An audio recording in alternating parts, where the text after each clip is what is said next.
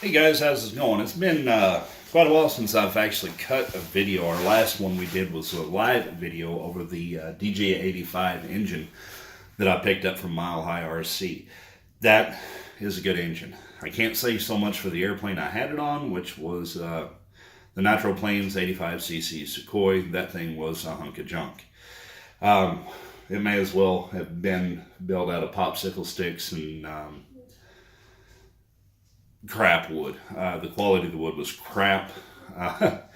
But anyway, the engine itself performed flawlessly. It took a 21-pound airplane and it climbed like a homesick angel.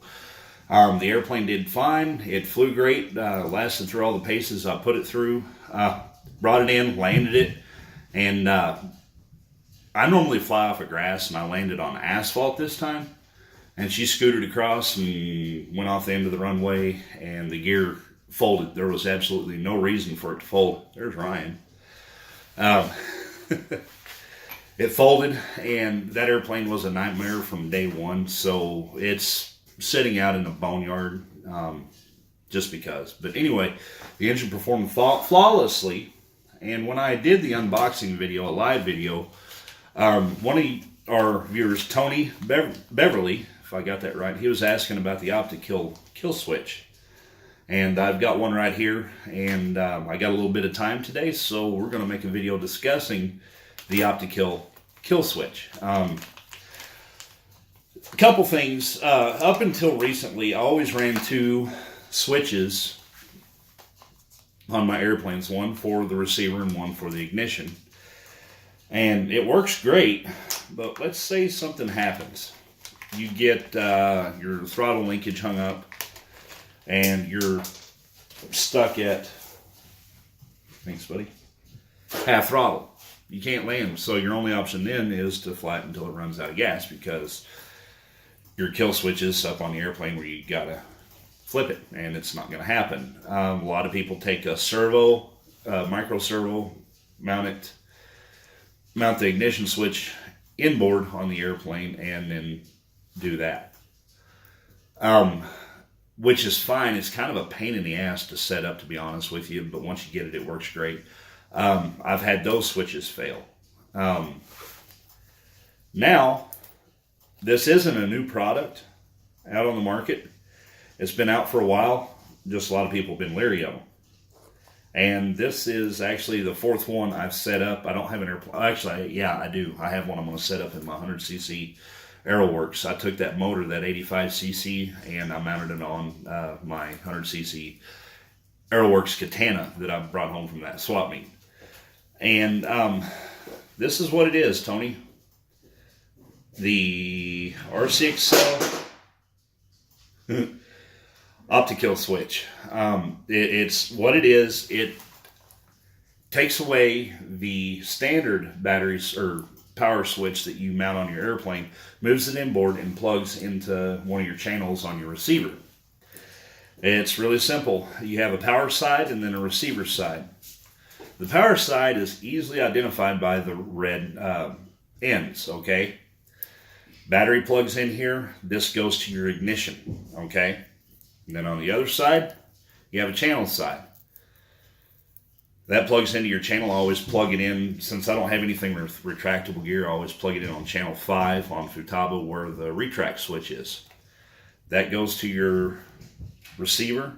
Then you have an indicator light, a red LED, that lets you know whether it's hot or not.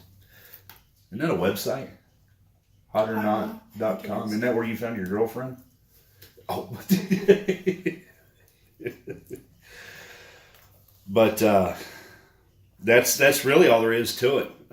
Just plug your ignition in, select a switch on your receiver, and you're golden. Mount your light outside, and now it comes with a bezel that you drill a hole, push it in, and then you insert your light like so. Now I'm not going to put it in there because once it clicks in, it's there. So what you do, you drill a hole in the side of your airplane, put your bezel in, slide your light bulb in, boom, you're golden. Excuse me, it's not a bulb, it's an LED. What does LED stand for? Wood. No, I failed. It stands for light emitting diode. It's a diode that makes light. It uses dilithium crystals from the USS Enterprise. Right on, huh? All right. Well, that's it. It's real simple. Put it on your switch. It's got a light, tells you whether it's on, off, good to go, no go. It definitely has made life a lot easier. An example, last time I flew the Valiant, because I've been playing with my own smoke system, my own smoke oil and all that good stuff. I made my own smoke muffler, all that good stuff. We'll get into some of that later when we get into some more advanced techniques, which we may start this year. The muffler had vibrated loose from the head of the engine. My throttle linkage goes right beside it, and it vibrated in such a way that my linkage caught, and I could not go less than a third throttle. Now, any of you that have flown the Valiant, you know that you cut the power, and that sucker will glide forever. So having just a little bit of power in it makes it a real huge pain in the butt to land. Hence, had I had the Optical on there, I could have hit a switch. It would have done away with the motor. I could have dead staked it, and the pucker factor would have went way down from 12.5 on a scale of 1 to 10 to probably 2, because you dead stick airplanes. I mean, it's no big deal. You just don't have the option of a go around. That's all. What else do I have on the workbench? Some of you may know, some of you may not. The very first airplane I ever started out with a long time ago was the Hobbico Avistar. It was the first one to hit the market, and last Christmas, a very good friend of mine, we started this airplane. Actually, last season, I got a couple videos. Watch the nose wheel, it's not mounted. Well, it's not. I don't have the wheel collar on the backside. Ryan's going to show it to you. I'm going to get into some control setup with you guys after I get some servos mounted. That's pretty much ABC stuff. But this is the Generation 1 Avistar. They're very hard to find. It was the very first one that ever hit the market. And a real good friend of mine last Christmas got this for me because he knows I've been wanting one, because now I have every generation of Avistar, Gen 1, Gen 2, Gen 3. I'm not getting a Gen 4 because I don't like it. It's a great flying airplane. I just don't like the looks of it because they got away from the really cool lines that the Avistar has. So I'm not getting that one. Big Blue Avistar went to go live with somebody else, a very good friend of mine, Eric Spidell. He went to go live with him at Montreal Bison. He loved that airplane, always wanted it. We worked out a trade, and the only reason I would trade him is if I got visitation rights. So if he's got it out of the field, I get to fly it a little bit every now and then. But yeah, we're working on this, and today I'm going to get some servos put in it, maybe some of the radio gear. Now here's the cool thing. I'm setting this thing up like I did my very first airplane. It's the Gen 1 Avistar. I'm running an original Italian-made Super Tiger 45, which I had on mine. And, of all places, out of a thrift shop, I found a brand new, still in the plastic, Futaba Attack 4, just like I had in, what was it, 89? No, it was 1991. I remember now. It was 1991. The standard package, everything was still on the servos, and the batteries are still good. That's the first thing I checked out. Another friend of mine knows I love airplanes. He's actually our pastor, and he sent me a picture. It says, "Could you use this?" And my jaw hit the floor. I said, yeah. Could you bring that back for me? I'll gladly reimburse you the $20 price tag that was on it. So, this sucker is brand new. I'm going to...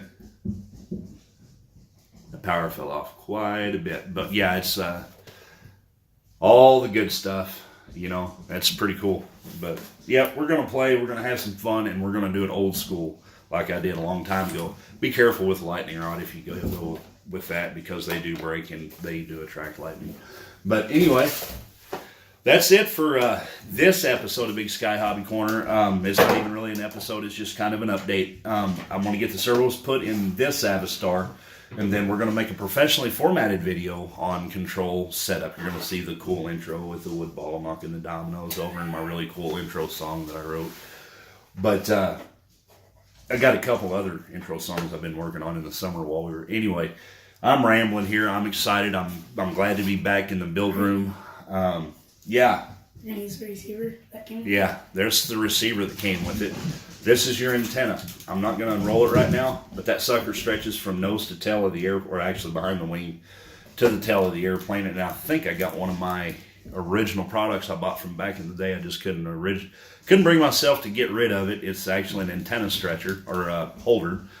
It provides a hood to where it comes out of the airplane, and it's got a hook that glues into the tail of the airplane that uses a small rubber band, and it holds your antenna tight at an angle so you never lose signal using the lightning rod. But anyhow, we'll cover all that cool stuff when we go back there. And that, just so you know, any of you youngins that decide to want to do some of this older stuff, that's not a pull tab so it works. That's actually your frequency crystal. You pull that, nothing will work. So just leave that alone. Old school. Oh yeah, Ryan's wanting to go through all the old school stuff. Like you do today, when you buy a servo, it comes with all the hardware. That's the hardware it comes with, all your brass fittings, your rubber grommets, and all your different control horn options. But notice something? Cellophane instead of Ziploc bags. They've come a long way. But anyhow, signing off. Ryan, say bye. Peace. Peace. Go check out his YouTube channel. It's called Bro Perfect. There are several Bro Perfects out there, but you got to check his out. His is the one that has the BP logo. BP logo. It's a circle, blue circle, and it has a B and a P in it. It's blue. And it's blue. So be sure to go and check out his YouTube channel. Subscribe and like it. He loves to read everybody's comments, and got him hooked up with some GoPro gear not too long ago. So be expecting some really sweet snowboarding videos here before too long, okay? So, hey, you guys take it easy, and here in a couple weeks I'll get another video out, okay? Take care.